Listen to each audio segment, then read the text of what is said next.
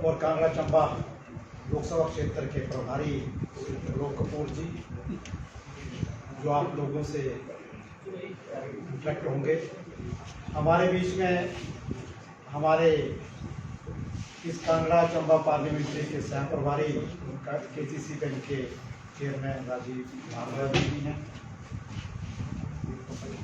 हमारे बीच में जिला कांगड़ा के प्रभारी और प्रदेश के सचिव जय सिंह जी हमारे बीच में हैं। हमारे बीच में आप सभी से परिचित हमारे प्रदेश के मीडिया प्रभारी श्री राकेश शर्मा जी हैं और हमारे बीच में हमारे जिला परिषद के अध्यक्ष और जिला के महामंत्री श्री रमेश बराड़ जी भी हैं। हमारे बीच में सचिन जी जिले के महामंत्री वो भी हैं। मैं प्रदेश के महामंत्री श्री त्रिलोक कपूर जी से निवेदन करता हूँ कि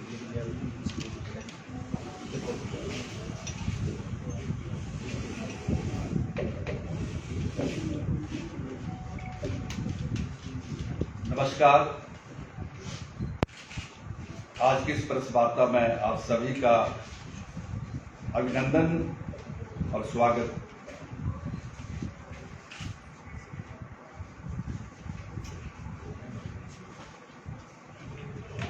वंशवाद के पालनों में झूल रही कांग्रेस पार्टी, जमानत की सांस में जी रही कांग्रेस पार्टी, जिस प्रकार से पिछले कुछ दिनों से अभद्र भाषा में हिमाचल प्रदेश के ईमानदार नेतृत्व के धनी यशस्वी मुख्यमंत्री जयराम ठाकुर के विरुद्ध जिस अभद्र भाषा का प्रयोग कर रही है, वह भाषा बेहद शर्मनाक है, निंदनीय है। और जब मैं उनके ऐसे बयानों को पढ़ता हूं तो मुझे लगता है कि महाराष्ट्र के नेता संजय राउत और हिमाचल प्रदेश में कांग्रेस पार्टी के नेताओं की भाषा बहुत मिलती जुलती है।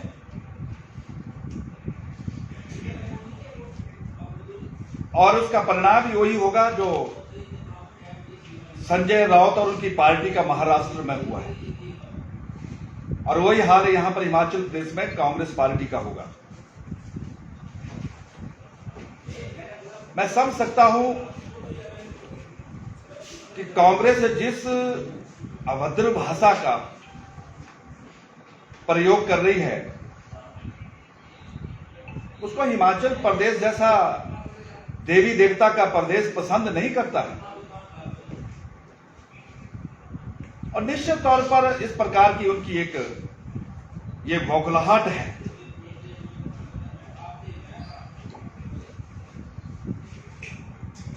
मित्रों, हम सब जानते हैं कि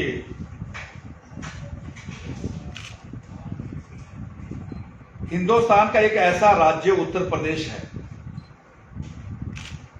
जिस राज्य से श्री जवाहरलाल नेहरू, श्री लाल बहादुर शास्त्री, श्रीमती इंदिरा गांधी और श्री राजीव गांधी जैसे कांग्रेस के नेता देश के प्रधानमंत्री बने। लेकिन यह भी सही है कि इतने लंबे समय से देश में राज करने वाली कांग्रेस पार्टी का कांग्रेस भारत मुक्त अभियान का अगर शुभारंभ हुआ तो उस देश के सबसे बड़े राज्य उत्तर प्रदेश से शुरू हुआ। आज आप देश के मानचित्र में देख सकते हैं कि कांग्रेस पार्टी जिसका तेजी के साथ जो है वो अस्तित्व जो है वो समाप्त हो रहा है। और आज प्रेस वार्ता के माध्यम से मैं ये भी स्पष्ट करना चाहता हूं कि जिस कांग्रेस पार्टी का भारत मुक्त अभियान जो है वो उत्तर प्रदेश से शुरू हुआ था। मात्र 2 राज्य बचे हैं, एक छत्तीसगढ़ और एक राजस्थान, और उसका जो समापन समारोह होगा वो अगले वर्ष नवंबर में जब चुनाव होंगे छत्तीसगढ़ के और राजस्थान के दोनों राज्यों में होगा। अर्थात इतने लंबे समय तक राज करने वाली कांग्रेस पार्टी इस देश से ही समाप्त हो जाएगी। और जिसका कारण क्या है?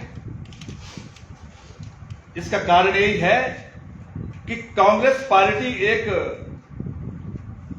वंश और परिवार की पार्टी बनकर रह गई है।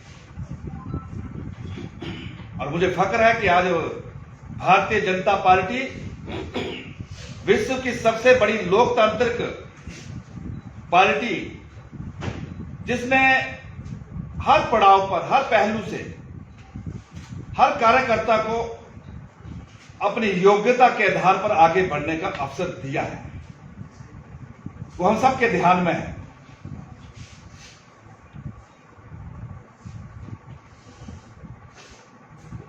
लेकिन हिमाचल प्रदेश के लोग इस बात को जानते हैं कि कांग्रेस अभी भी गलतफहमी में जी रही है। जिस तरह के उनके बयान रोज समाचार पत्रों में आते हैं, वो अपने आप में मजाक है। हिमाचल के लोगों ने यह निर्णय कर लिया है, मैं कांग्रेस पार्टी के नेताओं को बताना चाहता हूं, यह उनका पक्का संकल्प है। उन्होंने तय कर लिया है कि ना राज बदलेंगे ना ताज बदलेंगे, इस बार हिमाचल प्रदेश में रिवाज बदलेंगे। ये मूल मंत्र उन्होंने इसका संकल्प ले लिया है। और हम सबके वो ध्यान में रहेगा कि जिस प्रकार से उत्तर प्रदेश, उत्तराखंड, मणिपुर और गोवा में देश की जनता ने देखा है, और हमें इस बात की प्रसन्नता है। हिमाचल प्रदेश भी जानता है कि इस प्रकार जो हिमाचल प्रदेश में जो राजनीतिक परिस्थितियां वो पहले से बड़ी भिन्न है। क्या कभी हमने सोचा था छोटे से प्रदेश से विश्व की सबसे बड़ी लोकतांत्रिक पार्टी के राष्ट्रीय अध्यक्ष बनेंगे? किसने कल्पना भी नहीं की होगी। लेकिन आज हम सब इस बात के गवाह है कि आज भारतीय जनता पार्टी के राष्ट्रीय अध्यक्ष आदरणीय जगत प्रकाश नड्डा जी, जिनका मूल संबंध, जिनका गृह प्रदेश हिमाचल प्रदेश है, क्या कभी हमने सोचा था कि इस प्रकार से हिमाचल प्रदेश का एक नौजवान जो चौथी बार पार्लियामेंट में पहुंचे हैं, जो पार्लियामेंट की एक सेलिब्रिटी है, और जिनको नरेंद्र भाई मोदी जी ने अपनी कैबिनेट में सूचना प्रसारण जैसे महत्वपूर्ण मंत्रालय, यूथ एंड स्पोर्ट जैसा महत्वपूर्ण डिपार्टमेंट हिमाचल प्रदेश के नौजवान के कंधों में दिया है। और हिमाचल प्रदेश के मुख्यमंत्री, जिनका 4.5 वर्ष का जो ईमानदार सुशासन, इस प्रकार की जो एक त्रिदेव ताकत, ये संयोग है भी, इस ताकत के हम बलबूते पर हिमाचल प्रदेश के चुनाव में जाएंगे। और निश्चित तौर पर जिस प्रकार से इस त्रिदेव की गति हिमाचल प्रदेश के विकास को मिल रही है, उससे हिमाचल प्रदेश के लोगों का भी आत्मविश्वास मजबूत हुआ है। ये परिस्थितियां भिन्न हुई है इस बार। जो कांग्रेस के लोग कहते थे कि यहां परंपरा कुछ और है, परंपरा थी, लेकिन इस बार परंपरा बदलेगी। और परंपरा किस कसौटी पर बदलेगी? ये त्रिदेव जो हमारी कसौटी है, आदरणीय नड्डा जी का इस मुकाम पर पहुंचना, आदरणीय अनुराग जी का नरेंद्र मोदी जी की कैबिनेट में काम करना, और जयराम ठाकुर जी का जो 4.5 वर्ष का ईमानदार सुशासन, ये भारतीय जनता पार्टी की त्रिदेव की ताकत है। इस ताकत के आधार पर हम इस बार रिवाज को बदलने वाले हैं। हम सबके ध्यान में, और हिमाचल प्रदेश इस बात को जानता भी है कि हिमाचल प्रदेश में जब इस प्रकार के कोई क्यास लगाए जाते हैं, अजूल फजूल के बयान दिए जाते हैं, हिमाचल प्रदेश के लोग बर्दाश्त नहीं करते। मुझे हैरानी और तब हुई कि जब कांग्रेस पार्टी की प्रदेश की अध्यक्षा एक बयान देती है, और वो बयान क्या है कि जयराम ठाकुर जी अपने कार्यकाल के 4 योजनाएं गिनाए। मित्रों, मुझे इस बात की बड़ी हैरानी हुई कि प्रतिभा सिंह जी हिमाचल प्रदेश में ही 4 साल से रह रही है। मैं उनको आज पत्रकारिता के माध्यम से यह बताना चाहता हूं कि प्रतिभा सिंह जी 4 काम तो छोड़ो, 40 से भी ऐसी योजनाएं हैं जिनका लाभ हिमाचल प्रदेश के लोग ले रहे हैं। जयराम ठाकुर सरकार का एक भी ऐसा दिन नहीं है जो हिमाचल प्रदेश की जनता की सेवा में समर्पित नहीं रहा हो। लेकिन हिमाचल प्रदेश के लोग कांग्रेस पार्टी के पिछले 4 वर्षों के कार्यकाल के 4 कामों को कभी नहीं भूलेंगे। और वो 4 काम क्या है, वो हम सबके ध्यान में है। क्या हिमाचल प्रदेश के लोग ये भूल गए हैं कि कांग्रेस के शासन काल में मुख्यमंत्री के कार्यालय में नोटों की टैचियां नहीं मिलती थी? क्या हिमाचल प्रदेश के लोग इस बात को भूल गए हैं कि कांग्रेस का वो शासन काल का सारा कार्यकाल कोर्ट कचहरियों में नहीं बीता? क्या हिमाचल प्रदेश के ये लोग भूल गए हैं कि जिस हेलीकॉप्टर को लेकर वो आरोप लगाते हैं, उस हेलीकॉप्टर का उपयोग, मैं तो कह सकता हूं दुरुपयोग किया गया है कि हर महीने 2-3 बार तो दिल्ली में अदालत में जाकर पेशियों में खड़े रहना, और उसमें प्रयोग किसका किया जाता था? हेलीकॉप्टर का किया जाता था, प्रदेश के विकास के लिए नहीं किया जाता था। इस प्रकार से कांग्रेस पार्टी का वो 4-5 वर्ष का वो कार्यकाल, उसको हिमाचल प्रदेश के लोग नहीं भूले हैं। लेकिन हमें इस बात की प्रसन्नता है कि हिमाचल प्रदेश को देवी देवता का प्रदेश मानते हैं, हिमाचल प्रदेश को वीरों की भूमि मानते हैं, और हिमाचल प्रदेश को ज्ञानवान की भूमि भी मानते हैं। हिमाचल प्रदेश के लोग समझदार हैं, उनको पता है कि हिमाचल प्रदेश की सरकार उसी ही दल की बननी चाहिए जिसकी दल की सरकार देश में है, जिसका नेतृत्व नरेंद्र भाई मोदी जी कर रहे हैं, उसी की सरकार हिमाचल प्रदेश में बननी चाहिए। और आज अगर डबल इंजन की सरकार हिमाचल प्रदेश में सेवा कर रही है तो निश्चित तौर पर इसका लाभ प्रदेश को मिल रहा है। पिछले दिनों आप कई प्रकार के उदाहरण देख सकते हैं। अटल टनल हम सबके बीच में बड़ा उदाहरण है। हमारा एम्स हॉस्पिटल सबसे बड़ा उदाहरण है। हमारा पीजीआई का सैटेलाइट हॉस्पिटल बड़ी जल्दी बनकर तैयार हो जाएगा उन्ना में, यह उसका उदाहरण है। अगर देश के प्रधानमंत्री जी ने उज्ज्वला योजना के रूप में गरीबों की सेवा करने का काम किया तो जयराम ठाकुर जी 2 कदम और आगे निकल गए। उन्होंने गृहिणी योजना हम सबको दी। ये डबल इंजन का सहयोग है, ये तालमेल है। अगर विश्व की सबसे बड़ी आयुष्मान भारत योजना मोदी जी लेकर आए तो जयराम ठाकुर जी पीछे नहीं रहे। उन्होंने हिम केयर योजना प्रदेश को दी। हिमाचल प्रदेश के हर वर्ग को न्याय मिले जनमंच आपके सबके सामने है। मुख्यमंत्री हेल्पलाइन योजना है, अनेकों योजनाएं। मैं अगर उन योजनाओं को गिनाऊंगा तो समाचार पत्र छापने में जगह नहीं मिलेगी। लेकिन किस प्रकार का गैर जिम्मेवार बयान कांग्रेस की प्रदेश अध्यक्षा आज भी बहुत बड़ी गलतफहमी में है।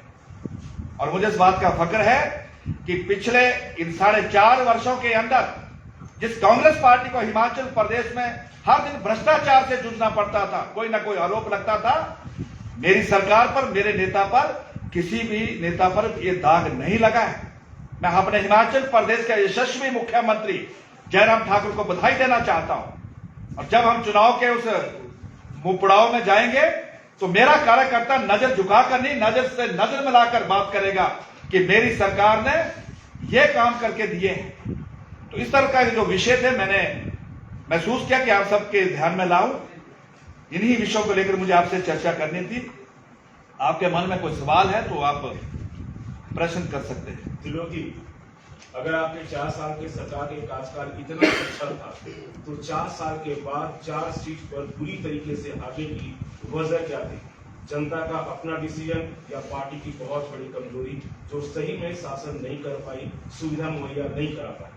पांडे जी, इस सवाल का उत्तर हम अनेकों बार दे चुके हैं। हमने पहले स्वीकार किया है कि वो जो पिछले चुनाव थे हमारा अति उत्साह भी था, और उसमें दूसरा जो जिस प्रकार से कांग्रेस पार्टी ने एक वो संवेदना के विषयों को लेकर प्रचार प्रसार किया, उसमें चूक हुई। और हम तो मानते हैं कि वो अलर्ट था हमारे लिए, हमने उस अलर्ट से बहुत कुछ सीखा। अगर वो अलर्ट नहीं मिलता तो आज हम अति उत्साह में होते। इसलिए हम पूरी तैयारी के साथ, हमारा संगठन पूरी, आज भी जो धर्मशाला में हमारी एक अलग संगठन की बैठक थी, हम कदम कदम पर हर पहलुओं को विचार करके आगे बढ़ रहे हैं ताकि किसी भी प्रकार की कोई कमी न रह जाए, क्योंकि इस प्रकार का सत्ता में दोबारा आना ये हमारे लिए चुनौतियां, हमने उसको चुनौती के आधार पर लिया है।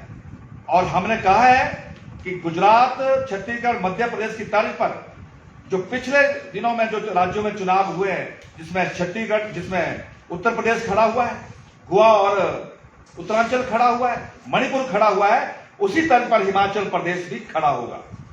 ये बहुत संवेदनशील सवाल है सर। कल का वाक्य कांगड़ा चंबा के प्रभारी भी हैं आप, बड़ा जिला है, बड़ा क्षेत्र है, सरकार यहाँ से बनती है, किन मुद्दों को लेकर आप में जाने वाले हैं?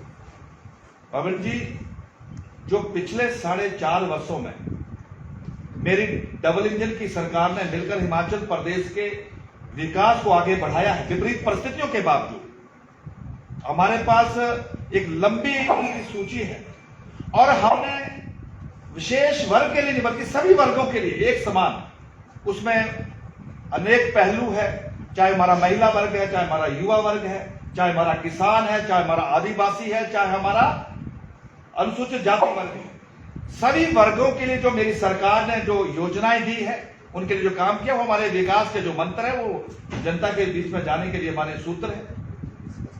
तिलोक जी, हेलीकॉप्टर की राजनीति आपने भी की और कांग्रेस ने भी की। हेलीकॉप्टर मेन मौके पे दिखाई दिया था जब कुल्लू का हादसा हुआ। हेलीकॉप्टर क्या सिर्फ मुख्यमंत्री के लिए, मंत्री के लिए, उनके पोते के लिए, उनके बच्चे के लिए है, आम आदमी के लिए हेलीकॉप्टर क्यों नहीं है? और अगर 4 साल में इतना संतोषजनक आपकी उपलब्धियां रही, तो आज तक हिमाचल को जो मेडिकल हेली जो कहते हैं वो क्यों नहीं मिला? कल हेलीकॉप्टर का उपयोग क्यों नहीं किया गया? कईयों की जान बच जाती। कल कहाँ थी भाजपा की संवेदना और भाजपा सरकार की संवेदना जब इतना बड़ा बस हादसा हुआ और कई लोग मारे गए? पांडे जी, मैं आपसे ये जान रहा हूं कल बरसात की क्या मौसम की परिस्थितियां रही होगी। मुझे लगता है कि हमारे मुख्यमंत्री तो इतने दयालु हैं, जिन्होंने हर पड़ाव पर अपने आप को जो है वो प्रमाणित किया है, लेकिन वहां पर हेलीकॉप्टर ना जाए और मुख्यमंत्री के ध्यान में हो, मैं इससे सहमत नहीं हूं। लेकिन हो सकता है कि बरसात थी, कल बारिश हो रही थी, मौसम विभाग की अनुमति नहीं होगी, इसलिए हेलीकॉप्टर का उपयोग नहीं हुआ। से जाते हैं और हेलीकॉप्टर के लिए मौसम विभाग अनुमति नहीं देता कि आप पेशेंट नहीं पांडे जी, मैं स्वयं प्रशिक्षित विमान चालक रहा हूं। मेट्रोलॉजी इसका एक अहम पार्ट है। जब तक ATR क्लियरेंस नहीं देगा हम फ्लाई नहीं कर पाएंगे। और जहां इतने जान हमारे लोगों की गई है, वहां और दुर्घटना ना हो, कहीं ना कहीं कोई कारण रहे होंगे इसके। आपको नहीं लगता सर सरकार को माफी मांगनी चाहिए? और माफी तब मांगे ना जब वो जानबूझ कर किया हो। कोई ऐसी मुश्किलात और इस तरह की परिस्थितियां रही होगी तो माफी मांगने का सवाल ही नहीं।